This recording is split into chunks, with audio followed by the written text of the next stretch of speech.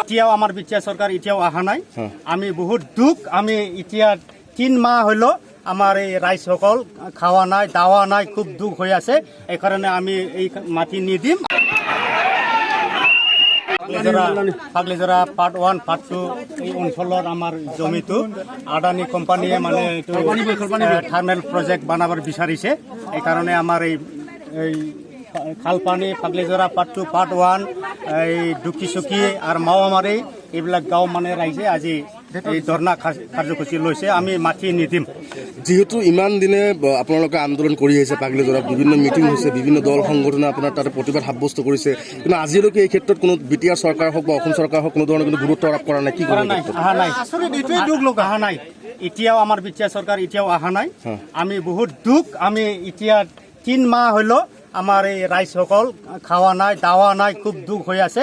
এই কাৰণে আমি এই মাটি নিদিম। আজি কি হৈছে? ইমান বিশাল প্ৰশাসন আহিছে, আজি মানে ইমান পুলিচ প্ৰশাসন আহিছে। আমি শুনিব পাইছে মানে খুটি গাড়িব নাকি ইয়াতে। আমি খুটি গাড়িব নিদিম। আমি ৰাইজ সব একটাই আছে আৰ কি। এই কাৰণে আমি খুটি গাড়িব নিদিম। বিভিন্ন সময়ত আপোনালোকে দাবী উত্থাপন কৰিছে যে ষষ্ঠ অনুসূচিত যি আচলতে 6 শিডিউল এৰিয়াত বেলেগ বহিৰাগত মানুহ ইয়াত নাপায়। ইয়াত আমাৰ 6 শিডিউল এৰিয়াত আসাম গভৰ্ণমেণ্ট ইয়াত আহি মানে নাপায় আৰ কি, দিব নোৱাৰে। তাত আহিছিলে প্ৰমোদ বড়োক সোধা হৈছিলে যে এনেকৈ এটা উন্নয়ন কৰিব বিচাৰিছে বুলি কৈছে। প্ৰমোদ বড়োই কৈছে এয়া উন্নয়ন হ'ব, কি ক'ব? উন্নয়নটো নহয় এইটো। এনে সিদিনা আমাৰ অঞ্জলি বাইদেউ কৈ গৈছে, সেইটো আমাৰ বড়োৰ ভিতৰত চবতকে এই প্ৰতিনিধিত্ব, আমেৰিকাত আমাৰ বড়ো জাতিৰ কাৰণে প্ৰতিনিধিত্ব কৰা মানুহ, বহুত জনা মানুহ। এইটো কৈ গৈছে, সেইটো ষ্টাডি কৰিছে। গোটেই ইণ্ডিয়াত 9টা কোম্পানী আছে এনেকুৱা পাৱাৰ প্লাণ্ট।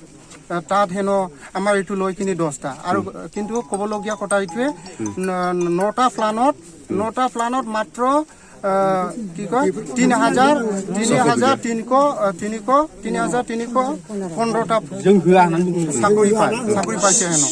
কিন্তু আমি ইয়াত কেনেকৈ চাকৰি পাম ইমানটা? অকল এটা।